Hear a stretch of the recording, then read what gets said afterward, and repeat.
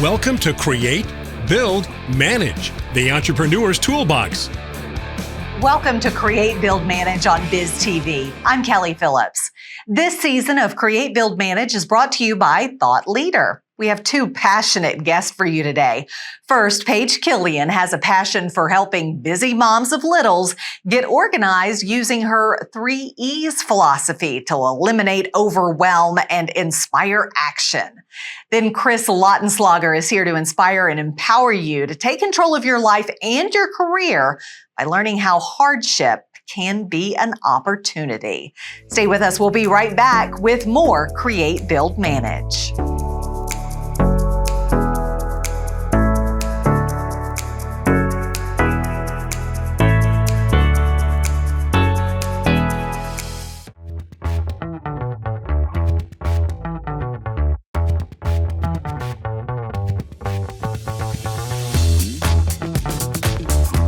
Crossroads or another roadblock and feel restless? Well, our next guest, Paige Killian, can help you go from stuck and stressed to feeling focused and fulfilled. Please welcome Paige Killian. Hi, Paige. How are you? Hi, Kelli. Thanks so much. I'm thrilled to be here. Well, thanks for being here. So give us a little bit of your background and what your life was like early on and what it's like today. Oh, well, early on, I am a former elementary school teacher. So I taught kindergarten.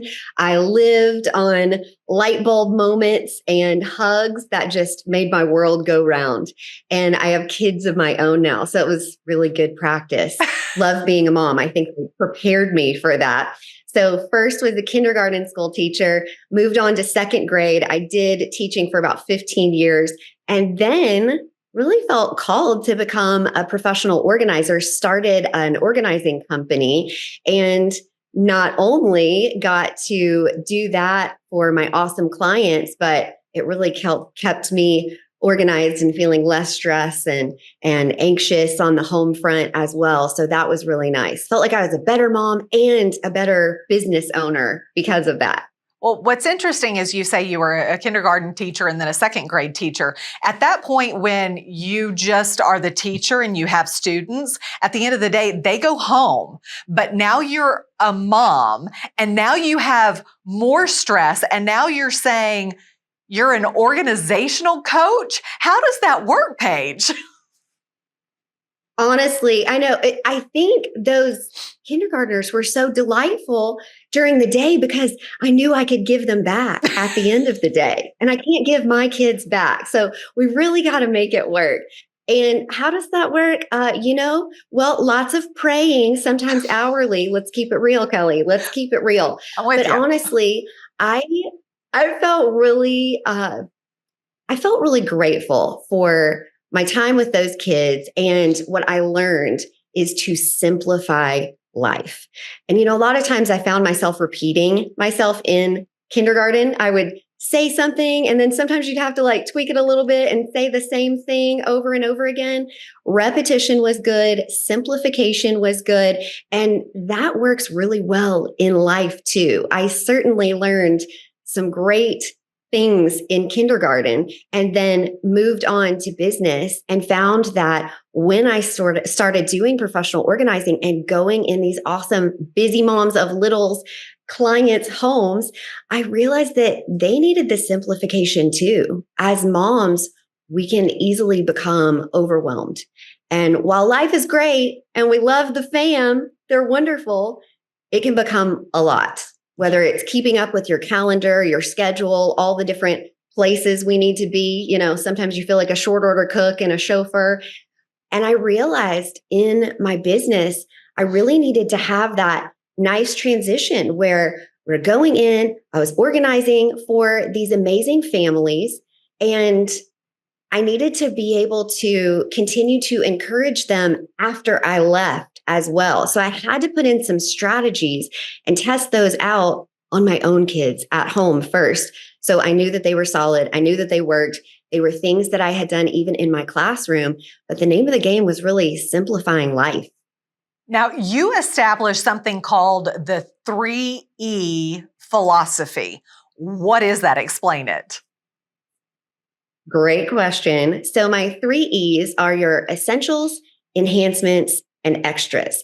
And when I say that I credit my kindergarten students for this, I really mean it, because think about it. You're outside, you're playing, you've just had lunch, the kids are having a good time. And then we're actually asking them to come back in the classroom and sit down and get focused on the next task at hand. We had goals that we were hitting in our classroom. And I started finding that there was a pattern. And I realized I would give the kids 3 simple steps. So it felt like they could focus on that, but it wasn't stressful and overwhelming. And I would say something like, okay, make sure you grab your lunch bag, go use the restroom, and join me on the carpet.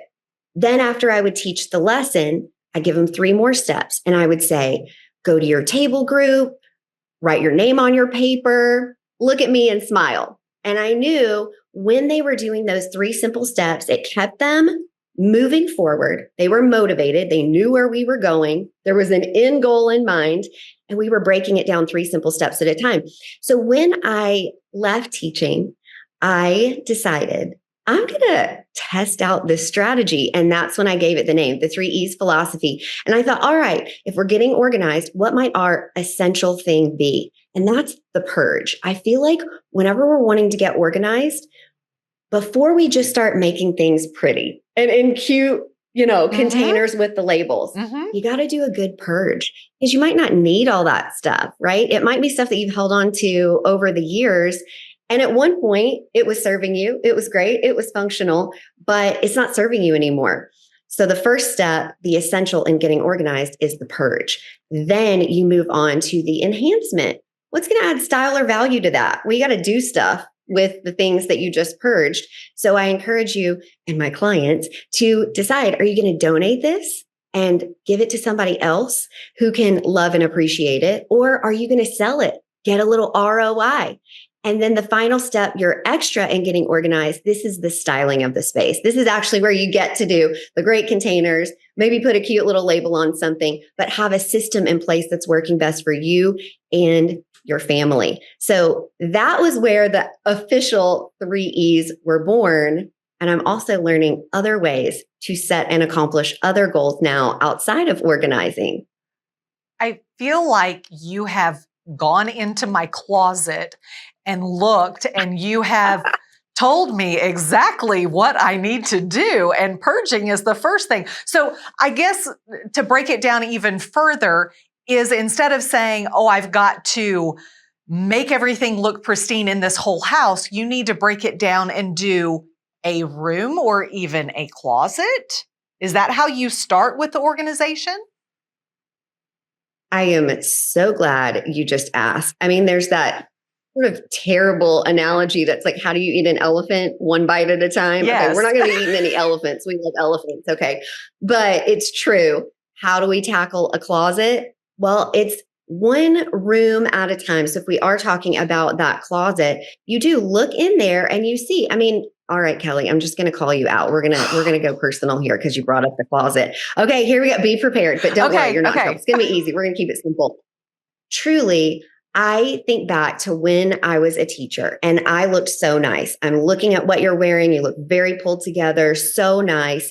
And I realized that a lot of those clothes that I wore when I was teaching are not the same things that I'm wearing on the home front as I'm running kids to and from, carpool or baseball practice or volleyball or musical theater, whatever. And so my wardrobe might change a little, right? And even now, as I'm speaking on stages and doing interviews and things, my outfits look a little bit different than maybe they did when I was teaching kindergarten so long ago, 20 years ago, but who's counting? We won't talk about that. And so I look at my own closet and I think, oh my gosh, Paige, these clothes served you so well in the past. But if they're not working for you now, let's donate them or let's sell them. Let's hand them off to somebody else who could use them to make space for the new stuff that works for your life now. And it's the same thing for anything. Even, kids' toys can be really overwhelming. With the kids' toys, and I talk to these parents, I say, listen, the first thing you do is you actually do a really good inventory of what are the kids actually playing with. And I have different strategies too that I talk about with my clients. Sometimes they might not be ready to get rid of stuff, just like we might not be ready to get rid of some of those awesome clothes in our closet. And sometimes you can trick your brain a little. You can pack things up. I always say, grab a bag with handles. Remember, we're keeping it simple. Grab a bag with handles.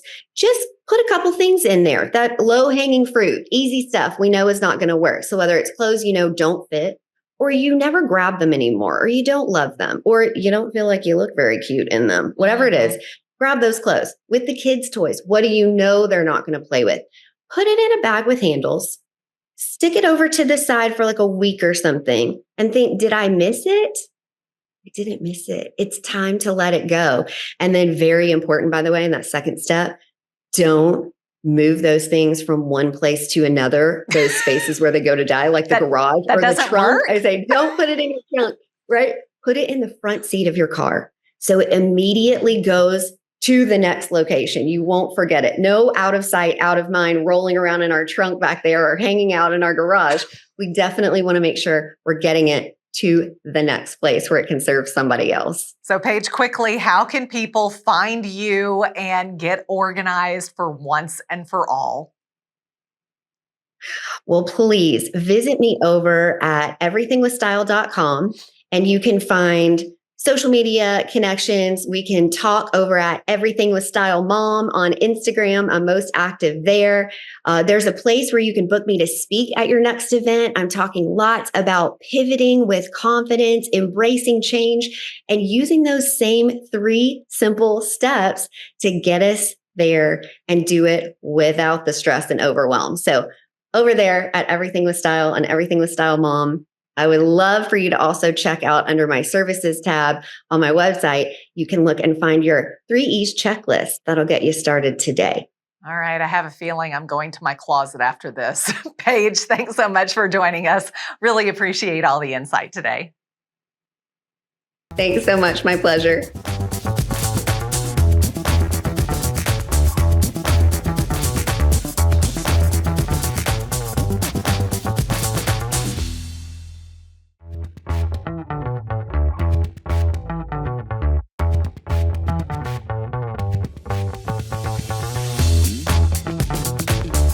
It is time to break free from burnout and find purpose and meaning both in your personal and professional life. Chris Lautenslager joins us now with details on how you can reignite your passion. Hi, Chris. How are you today? I'm terrific, Kelly. How are you? Thank you for having me on board. Thank you for being here. So, first off, let's get a little of your background, Chris, where you grew up and what life was like and what you're doing now. Sure. I grew up in the northern suburbs of Chicagoland, and very small small business oriented family. We had a paving company. The whole family was in, and so I started working at that company at a very young age and continued all the way up through college. So my father passed. And then at that point, what did you do? Well, I learned, and this is one of the first things that I want to emphasize to all small business owners, be prepared for the unexpected. My father passed at 48 from a heart attack, and it was obviously devastating to his childhood. So I know it'll never happen to you, but help your family and be prepared. So that's just an aside. I went and did what I'm supposed to do in life. I went to the best universities possible. I got my MBA at Northwestern and then went to pursue the money on Wall Street. Tried to get as much money as possible, as much wealth as possible, with the biggest and best job as possible. The house, the car, the club, the family, the whole package. And Kelly, I was miserable. So the lessons that I learned from being in a small family business and comparing it to a large corporate experience were so night and day that those were lessons that I thought I should share with so many people that are looking at what to do with their lives. Yeah, because I'm sure that high stress job and everything else that goes along with it, you get to that burnout point. At what point did you decide this is not for me and I need to move on and do something else? And then you became an author. It was really funny. I had literally on my 40th birthday, been to a company event and had achieved Employee of the Year. Employee of the Year. And I had worked super hard and been successful. And then 2 months later, I was laid off with the entire sales team because we had been so successful. And at that point, I said, what is going on in this world? How could I have worked so hard, have so much success, and then through no fault of my own, find myself in a situation in which I'm unemployed? And that's when I realized that I needed to take responsibility for my own destiny, responsibility for how I want my life, my family's life to succeed. And that's really when I started focusing on the benefits of being a small business owner. So, what can folks learn from your book? My book is called The Prosperity Loop, and it's about how to create an environment, a prosperous environment that creates and feeds upon itself in a manner that allows people to be able to be continuously prosperous in their work environment. So I'm a small business owner. How do I make my work environment positive, not just for myself, but for all those that are working in the organization? Because in talking to small business owners today, Kelly, what I'm finding is that their biggest challenge is finding and keeping good people.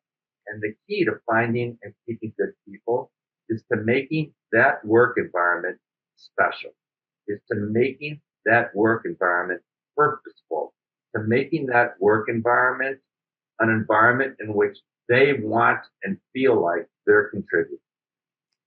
That's what the book's about, the steps to be able to create that. Can you give us a few steps for those small business owners that may be watching going, I can't keep my employees, I can't keep them engaged, I can't give them the passion that I have for this business? Well, it actually starts with the hiring process, okay? Hiring is the most important task that you have as a small business. Who you hire makes such a difference. And I find time and time again that owners focus on skills rather than character. Okay? And character plays the biggest role possible in the success of your organization. If they don't have the exact skills that you want them to have, you can teach them. You can help them acquire those skills. If they have the character to be able to be in a team environment and contribute, it'll make all the difference in the world. The other step that I'd like to suggest is the communication. Okay. It needs to be constant. You need to be out there in touch with your people. One of the things that I suggest is get there early, stay late, and don't go to your desk. Go to their desk. Go to where they're working. Go and talk to people. Let them know who you are and let them explain to you who they are. And then the last thing is sharing the wealth. Okay. And I know this is super sensitive for a lot of small business owners because times are a little tough. People are looking at their margins, particularly today with costs rising so quickly and saying, how do I afford these people? Don't fall for the trap of going minimum, because if you pay minimum, you get minimum. Have them be part of the success of your organization. It allows them to be able to feel part of it. Is part of that incentives too, to offer incentives? If the company does better, then everybody does better. So spread the wealth, so to speak? Very much so. Again, I'm a realist. Fixed costs are dangerous. Fixed costs have the potential to kill you. Fixed costs and debt leverage are the two biggest killers of this. So being able to reward people for when everyone does well is a great incentive. Communicating that to them, how they get rewarded, and then celebrating those rewards when they're shared is super important. Again, it's make it fun, make it joyful, make it an incentive so that everyone is all growing in the same direction. It sounds like you've learned a lot. If you had anything that you could have told yourself, your younger self, what would that be? And what advice can you share with some of those young business owners?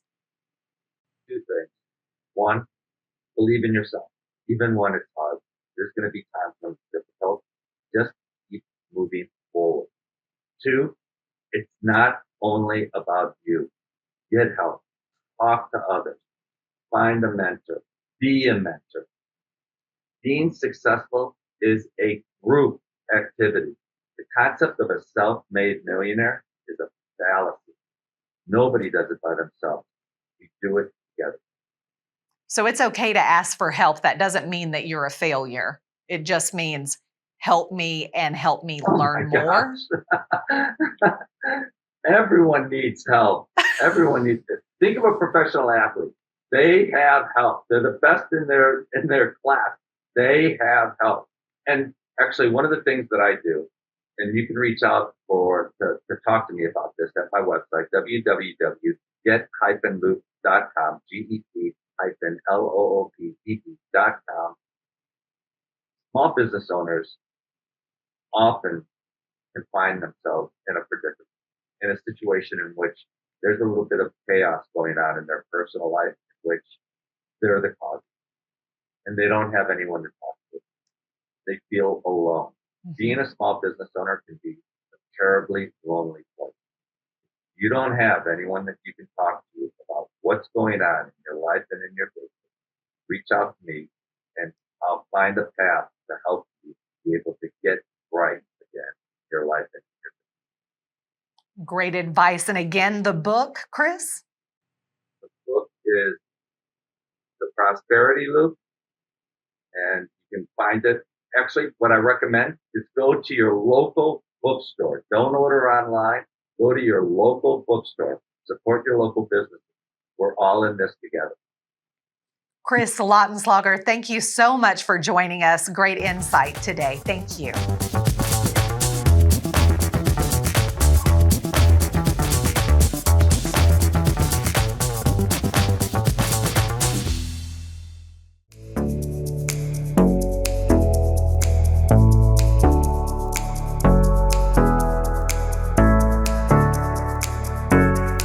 Thanks for joining me today for BizTV's Create, Build, Manage from Thought Leader.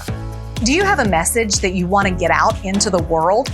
Thought Leader has helped many aspiring motivational speakers land TEDx talks, from their virtual talk practice club to speaker certifications and TEDx-style coaching. Thought Leader will help get your message out into the world where it belongs. For more information, visit thought-leader.com. Stay tuned to BizTV for more stories that educate, enlighten, and empower.